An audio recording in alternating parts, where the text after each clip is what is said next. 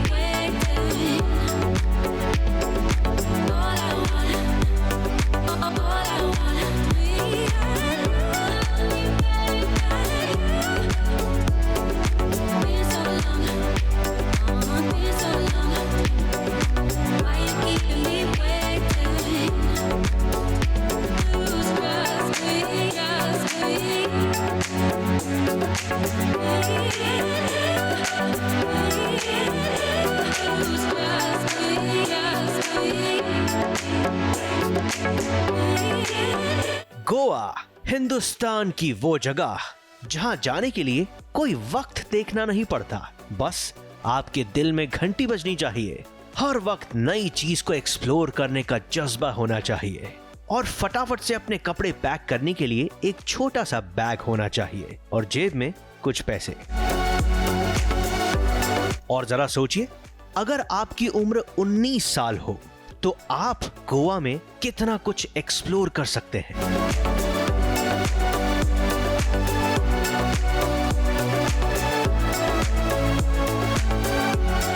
तो दोस्तों, आप में से कई सारे लोग आज ही के दिन 19 साल के हुए होंगे। आप में से कई सारे लोग कई बार गोवा गए होंगे, लेकिन 11 अक्टूबर यानी कि 11 अक्टूबर को सास बहू और साजिश 19 साल का होने वाला है।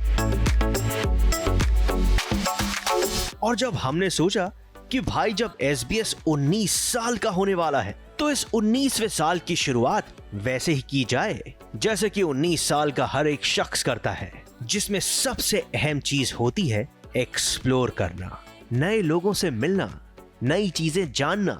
हाँ, पुरानी चीजों का भी मजा लेना, लेकिन उसमें भी कुछ नयापन ढूंढना।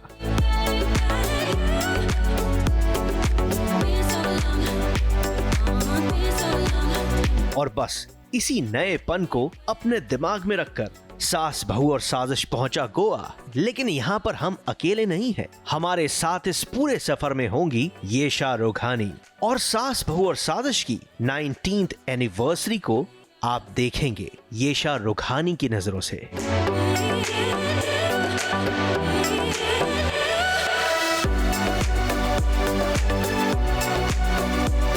क्योंकि ईशा भी गोवा पहले हजारों बार जा चुकी है, लेकिन जब हमने ईशा से ये शर्त लगाई कि हमारे इस 19वें साल में हम ईशा को ऐसी जगहों पर लेकर जाएंगे जो ईशा ने गोवा में कभी नहीं देखी होंगी, तो पहले तो ईशा को लगा कि ऐसा मुमकिन ही नहीं है। लेकिन जब ईशा गोवा पहुंची तब उनके ख्याल बदल गए, क्योंकि वहां जाते ही सबसे पहले ईशा के सामने आया सेलेलोइम डैम। सबसे पहले हमने जो एक बहुत ही खूबसूरत जगह एक्सप्लोर की, डैम, उसके बारे में मैंने कभी नहीं सुना था और मैंने कभी इमेजिन भी नहीं किया था कि गोवा में आकर मैं बीच को छोड़कर किसी और वाटर बॉडी के पास जाऊंगी। मैंने कभी किया नहीं था और कभी नहीं सोचा था, बट थैंक गॉड हमने वो किया, क्योंकि ये जो पूरा एक्सपीरियंस है मैं उसे कभी नहीं भूलने वाली हूँ। एक सरियल ड्रीमी डैम था वो, पूरा पता नहीं क्या ही सेटअप बोलूं मैं उसको। It's crazy, oh my god. सब फोटोज और वीडियोस ही देखे, first time I am going to see something like this live.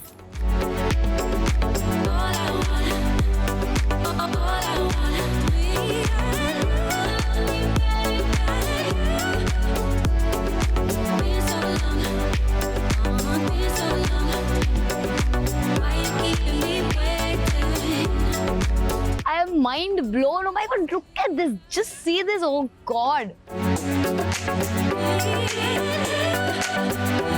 आप लोग गोवा आए हो, मैं भी आई हूँ, 15 बार आई हूँ, 20 बार आई हूँ, पर ऐसी जगह मैं कभी नहीं आई हूँ. This is my very first time और ये देख के मैं माइंड ब्लोन हूँ. Oh my god, just look at this. इतना खूबसूरत लग रहा है. एक्चुअली ऐसा लग रहा है कि कोई साई-फाई मूवी चल रही है और उसमें ये सब देख रही हूँ मैं.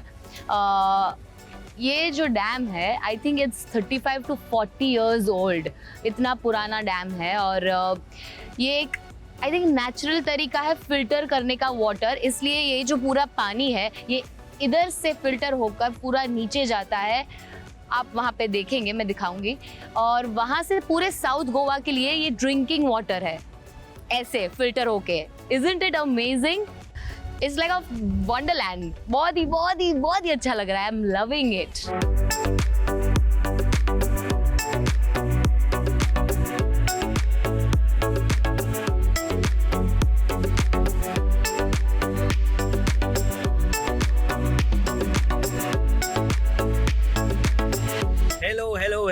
Hello. How are you?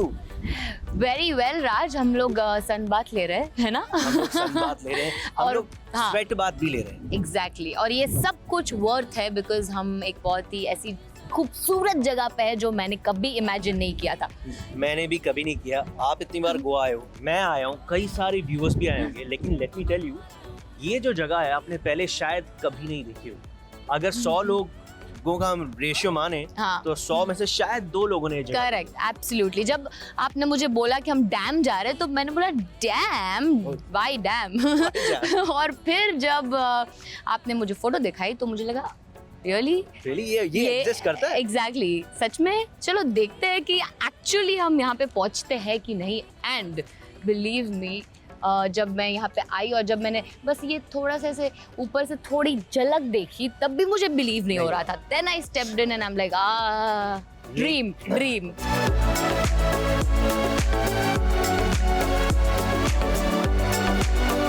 ऐसा लग रहा था कि कोई मूवी चल रही है, साई-फाई मूवी, और मैं अभी भी वो हीरो का मोडॉन के किसी लोकेशन पे पहुंच गई हूँ और मुझे क्रोमा के सामने शूट करना है. फिर वहाँ पे कुछ माइंड ब्लोइंग वो लोग लोकेशन पीछे डालने वाले हैं, ऐसी फीलिंग आ रही थी. पर फर्क सिर्फ इतना था कि ये रियल था.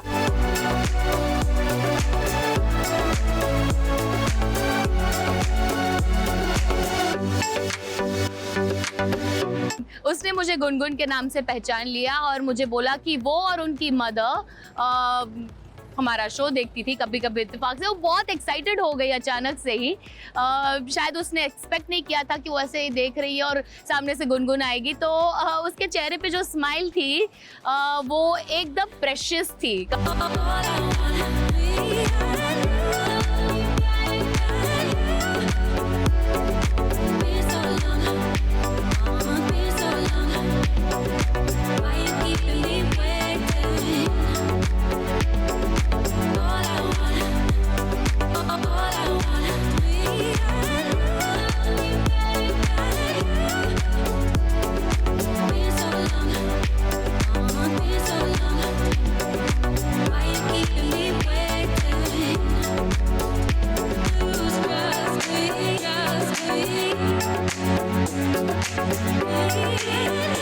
हम आए थे इस खूबसूरत से डैम की खोज में, जो भी हमारे लिए एक बहुत ही अपने आप में एक मिस्ट्री थी कि हम वहाँ पहुँचेंगे, कैसा होगा. और रास्ते में मैंने इमेजिन भी नहीं किया था 60th सेंचुरी का ये जो टेम्पल है वो हमने डिस्कवर किया है.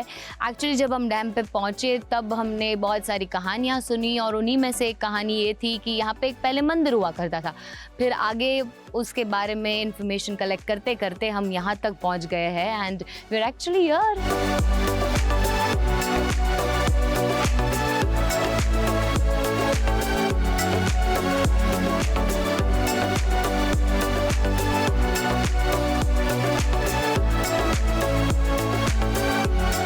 ये एक शिव टेम्पल है जो एक कुर्डी विलेज जहाँ पे अभी हम हैं वहाँ का है. अब ये सबसे इंटरेस्टिंग बात इस टेम्पल के बारे में ये है कि ये टेम्पल एक्चुअली रीलोकेटेड है. मतलब कि पहले कहीं और हुआ करता था और उसको बहुत ही केयरफुली आई डोंट नो कैसे किया होगा, बहुत जीनियस वे में उसको ट्रांसप्लांट किया है यहाँ पर। तो अभी फ़िलहाल जैसा कि इन्फॉर्मेशन मैंने पढ़ा है 17 kilometre south east of its original location इसको ट्रांसलोकेट किया है। माय गॉड, मतलब कभी इमेजिन भी नहीं किया था मैंने कि एक्चुअल में एक पूरे मंदिर को वही डेमोग्राफिक्स में, वही सिचुएशन में उठाकर यहाँ पे वापस से ट्रांसलोकेट किया गया है।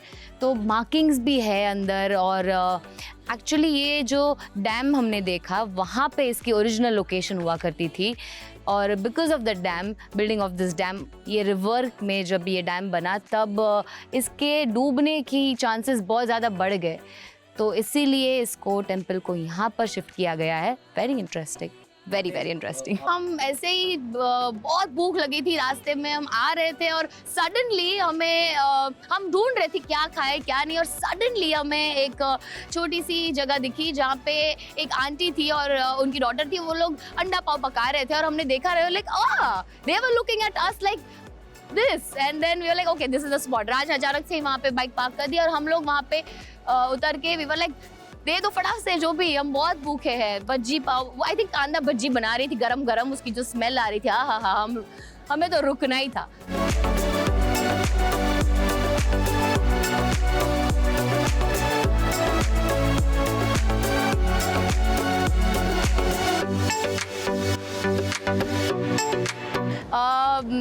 मतलब सन, बादल और बारिश, ये तीनों ही अपने आप में गेम्स खेल रहे थे और हम ये एंजॉय कर रहे थे पूरे प्रोसेस को।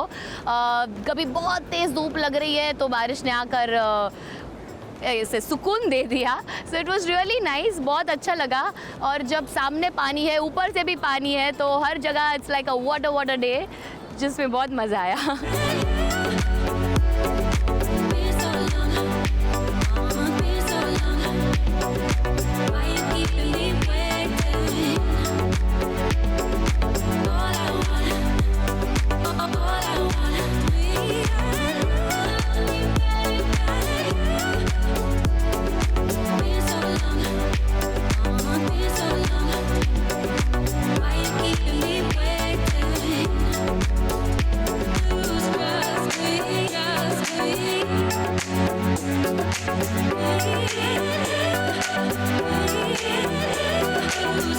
नेक्स्ट डे हम जब गए तो हम एक ऐसी अननोन लोकेशन, अनसीन लोकेशन ढूंढ रहे थे जहाँ पे ओशन और रिवर मिलते हैं।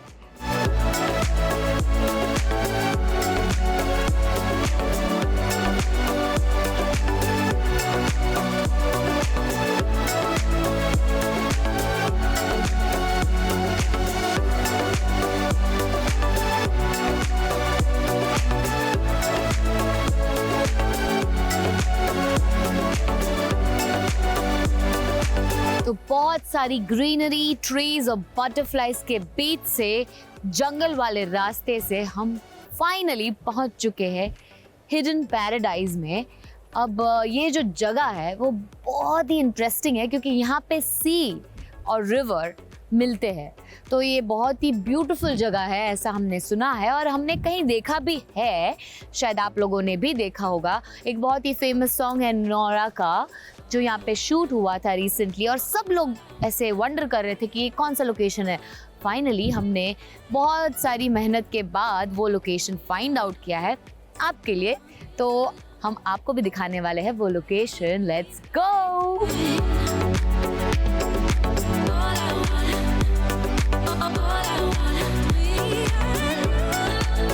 Finally we see something, we see the sea. हमें फिलहाल के लिए ओशन नजर आ रहा है, पर आई थिंक थोड़ा सा आगे वो स्पॉट दिखाई देगा जिसके लिए हम इंतजार कर रहे हैं कब से। Let's go.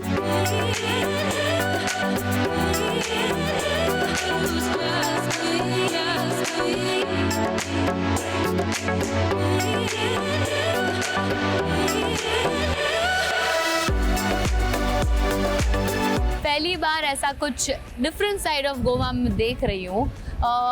मोस्टली मैं बीच के सामने, मतलब समंदर के सामने ही अपना पूरा टाइम स्पेंड करती हूँ, पर आज बीच भी है और बोनस भी है, वो है रिवर। सो ऑनेस्टली इस ट्रिप में जो जो चीज़ें एक्सप्लोर की है वो मैंने कभी नहीं की है। There is always a first time.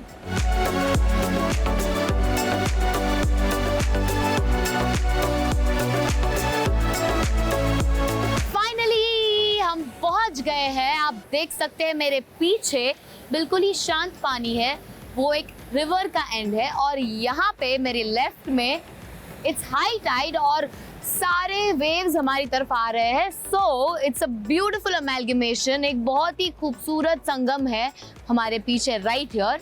अगर आप सोच रहे हो कि ये कौन सी जगह है तो मैं सीक्रेट बताने वाली हूँ। ये कैवलासन बीच का एंड है, और यहाँ पे जो रिवर है उसके बस वही कहीं आसपास दूर से हमें एक बहुत ही क्यूट लुकिंग लाइट हाउस दिखाई दे रहा है। उसका नाम है बेतुल लाइट हाउस, और हम कोशिश करेंगे कि हम वहाँ जाए और आपको भी वहाँ लेकर चले। बट आई थिंक शाम होने वाली है और थोड़ा सा रिस्की है, पर अगर हम वहाँ जा पाए तो आपको ज़रूर दिखाएंगे। Just see this, it's so beautiful.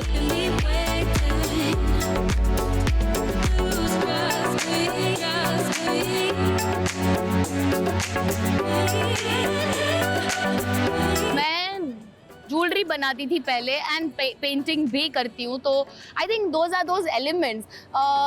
जब नेचर से आप, वैसे तो आप पूरे ही नेचर को सरेंडर हो और आपकी कुछ नहीं चलती प्रकृति के सामने, पर कभी कभी वो छोटे से तोहफे होते हैं जो कलेक्ट करने में बहुत मज़ा आता है। मैं बीच सैंड भी कलेक्ट करती हूँ हर एक जगह पे जहाँ पे बीच पे जाती हूँ, तो दुनिया के हर बीच से मैं सैंड कलेक्ट कर लेती हूँ। और शेल्स जो है वो आई कांट रेजिस्ट। मैं शेल्स मुझे इतने पसंद है कि मैं, ये तो खैर खरीदा हुआ है, पर मैं ये देख के सोच रही थी मुझे भी ऐसा बनाना है, something so I am going to make something out of that. और ये सुवेनियर है, उस पर पेंट करके मैं आई थिंक किसी को दूंगी, जो आई डोंट नो कि सबको अच्छा लगे कि नहीं, पर मैंने ऐसे सोचा है। तो ये करते करते मुझे मेरे स्कूल के दिनों की याद आ गई, जब हम लोग वो टंग ट्विस्टर बहुत बोला करते थे। She sells seashells on the seashore. She sells seashells on the seashore. आप लोगों ने बोला है? ये मेरा फेवरेट था वैसे, बाकी मैं नहीं बोल पाती थी, ये वाला मैं ज़रूर बोल लेती थी।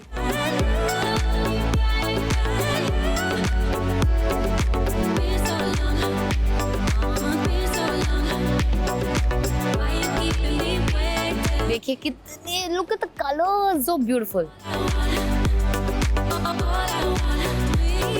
ओके, तो अब हम यहाँ से उस जगह पे जाने वाले हैं, वहाँ पे बेतुल लाइट हाउस।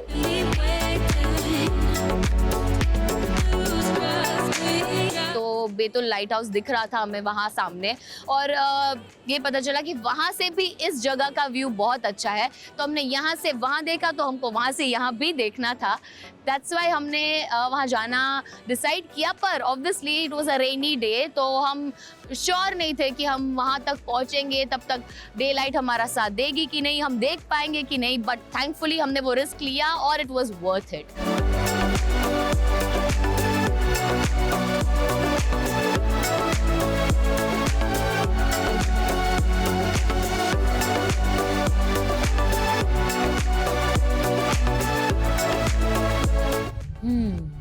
हम हमारे लास्ट स्टॉप पे है, वो है बेतुल लाइट हाउस, जो हमने आपको दिखाया था नीचे से। बस हम वहाँ पे कैसे करके पहुँच गए हैं, बारिश के साथ लड़के, काफ़ी सारी जगह पे ऊपर नीचे राइड करके, फिर लास्ट में क्लाइंब करके, पूरा ट्रैक करके हम फाइनली यहाँ पे पहुँच चुके हैं।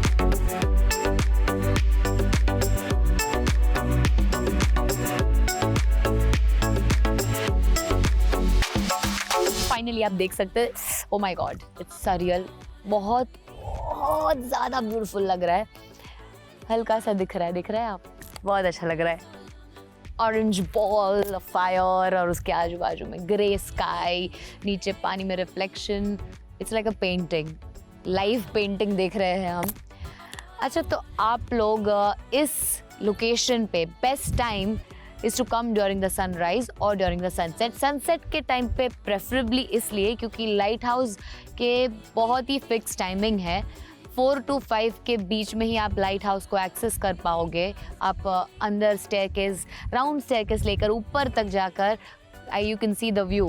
तो 4 to 5 लाइट हाउस में जाएंगे और फिर यहाँ से सनसेट देखेंगे। Isn't it a fabulous plan? I think every sunset says a story। हर एक सनसेट एक कहानी होती है जो कहीं ना कहीं उसकी एंडिंग की तरफ हम जा रहे हैं, पर एक नई शुरुआत की तरफ भी वो हमें लेकर जाती है। तो मेरी ये ट्रिप, हमारी ये बहुत ही खूबसूरत ट्रिप यहाँ पे आई थिंक एंड होने वाली है, पर इसके साथ ही आई थिंक एक नई शुरुआत हुई है। वो ये है कि आज के बाद मैं हर एक जगह को एक अलग नज़रिए से देखने वाली हूँ। Started with lot of excitement और adventure। हम डैम गए थे बहुत दूर बाइक पे और वो जर्नी थी वो भी बहुत ही खूबसूरत थी। So it started with adventure और जैसे ही हम आगे बढ़ते गए मेरे अंदर to know more and to find out more वो वाली फीलिंग आ गई। तो it was my journey along with you all और आई होप कि आपको भी अच्छी लगी हो ये वाली जर्नी। और हम सबको, पूरी टीम को, हमें बहुत ज़्यादा मज़ा आया है। हमने काफ़ी मज़े किए हैं, हमारी भी बहुत सारी स्टोरीज है ना आतिश भाई? राज, आई तो loved it, it's a fab team. Well Yesha, हमारा भी कुछ ऐसा ही सोचना है। ये ट्रिप जितना आपके दिल के करीब रहा उतना ही हमारे दिल के करीब भी, और उम्मीद है कि जाते जाते हमारे व्यूअर्स को भी आपकी एक्सप्लोर करने और इसे अपनी जिंदगी से जोड़ने वाली बात दिल पर लग चुकी होगी। तो आप में से भी जो व्यूअर्स गोवा जा रहे हैं वो इन जगहों को जरूर एक्सप्लोर कीजिए। यकीन मानिए आपका मजा दुगना होगा। और हाँ, बने रहिए लगातार हमारे साथ, क्योंकि सास बहू और साजिश के 19 बर्थडे एनिवर्सरी स्पेशल में हर दिन देखने को मिलेगा कुछ नया। गोवा से कैमरामैन आतिश कामले के साथ राज दीक्षित की रिपोर्ट।